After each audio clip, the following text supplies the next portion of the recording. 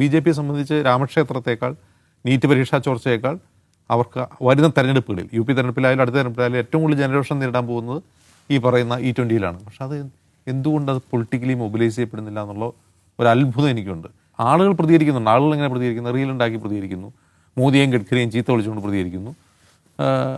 റീലുകളിൽ നമ്മൾ കാണുന്ന ഇപ്പോൾ ക്രിയേറ്റ് ചെയ്യുന്ന റീലുകളല്ലാത്ത റിയൽ റീലുകളുണ്ടല്ലോ, അത് ശരിക്കും ആളുകൾ വന്ന് രോഷാവുലായിട്ട് പ്രതികരിക്കുന്ന ആളുകളെ നോക്കിയാൽ മതി. എല്ലാം കയ്യിൽ ചരട് കെട്ടിയ കുറിയൊട്ടിയ ആളുകളാണ്. അതായത് BJPക്ക് വോട്ട് ചെയ്യുന്ന ആളെന്ന് ഒറ്റ നോട്ടത്തിൽ നമുക്ക് മനസ്സിലാവുന്ന ആളുകളാണ് വന്നിട്ട് ഗഡ്കരിയും മോദിയും തെറി വിളിക്കുന്നത്. അപ്പോൾ ഇതിൻ്റെ ട്രാക്ഷൻ വലുതായിക്കൊണ്ടിരിക്കുകയാണ്. ഇത് രാജ്യത്തെ പ്രധാന പ്രതിപക്ഷമായ കോൺഗ്രസിന് എത്രമാത്രം മനസ്സിലായിട്ടുണ്ടെന്ന് എനിക്കറിയില്ല. അതിൽ പ്രതികരിച്ച നേതാക്കളൊക്കെ ഉണ്ട് കേട്ടോ കോൺഗ്രസ്. ഇപ്പോൾ ജയറാം രമേശ്, പവൻ ഖേഡ, ഇവരൊക്കെ, പ്രിയങ്ക് ഖാർഗെ, ഇവരൊക്കെ പ്രതികരിച്ചിട്ടുണ്ട്. പക്ഷേ രാഹുൽജി മിണ്ടുന്നില്ല. രാഹുൽ ഗാന്ധി ഈ വിഷയം ഏറ്റെടുക്കുന്നില്ല. പ്രിയങ്ക ഗാന്ധി മിണ്ടുന്നില്ല. അതൊരു ദുരൂഹമാണ്. അപ്പോൾ നിതിൻ ഗഡ്കരിയുടെ വീട്ടിലേക്ക് അവിടുത്തെ മഹാരാഷ്ട്ര യൂത്ത് കോൺഗ്രസ് മാർച്ച് നടത്തിയിരുന്നു ഈ വിഷയത്തിൽ. പക്ഷെ മഹാരാഷ്ട്രയിൽ നിന്നൊരു പ്രൊട്ടസ്റ്റ് ഉയർന്നു വരുന്നില്ല, UPയിൽ നിന്ന് വരുന്നില്ല. അങ്ങനെ ഒരു രാഷ്ട്രീയമായ സമാജ്വാദി പാർട്ടി അതേക്കുറിച്ച് കാര്യമായിട്ട് മിണ്ടുന്നില്ല. ഇത് വളരെ ദുരൂഹമാണ്. പക്ഷേ UPയിലും ബീഹാറിലും മധ്യപ്രദേശിലും മഹാരാഷ്ട്രയിലുമെല്ലാം ഗ്രാമങ്ങളിൽ ഇതിനെതിരായിട്ടുള്ള രോഷം പുകയുകയാണ്. കാരണം ബൈക്കിൽ പെട്രോൾ അടിച്ചു കഴിഞ്ഞാൽ മൈലേജ് കിട്ടുന്നില്ല, ബൈക്ക് അടക്കി വെച്ച് നിന്ന്. ബൈക്കിനാണ് ഇത് ഏറ്റവും കൂടുതൽ ബാധിക്കുക കാറിനേക്കാൾ. കാരണം അതിൻ്റെ എന്താ പറയുക, ഇഞ്ചക്ഷൻ പ്രശ്നം വരുന്നത്, ഇടയ്ക്ക് മിസ്സിങ് വരുന്നത്, വണ്ടി നിന്നു എന്നൊക്കെ ഇരുചക്ര വാഹനങ്ങൾക്കാണ്.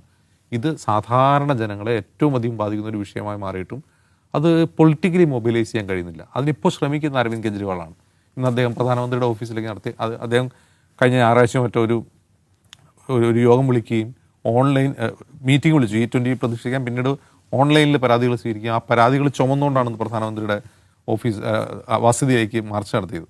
അപ്പോൾ അദ്ദേഹം അരവിന്ദ് കെജ്രിവാൾ അതിന് ശ്രമിക്കുന്നത്. അരവിന്ദ് കെജ്രിവാൾ ശ്രമിക്കാൻ കാരണം തന്നെ ഇതാണ് BJPയുടെ വാട്ടർലൂ എന്ന് അദ്ദേഹത്തിന് മനസ്സിലാവുന്നതുകൊണ്ടാണ്. പക്ഷെ അത് കോൺഗ്രസിന് എത്രമാത്രം മനസ്സിലായിട്ടുണ്ട്, എത്രമാത്രം ടേക്ക് അപ്പ് ചെയ്തിട്ടുണ്ട് എന്ന കാര്യത്തിൽ എനിക്ക് സംശയമാണ്. അത് ദുരൂഹവുമാണ്. എന്തുകൊണ്ടാണ് മൗനം? കാരണം എനിക്ക് തോന്നുന്നത് അവരുടെ ഒരു BJPയുടെ ഒരു വാട്ടർ ഷെഡിങ് മൊമെൻ്റാണ് E20 എന്ന് അരവിന്ദ് കെജ്രിവാളിന് മനസ്സിലായിട്ടുണ്ട്.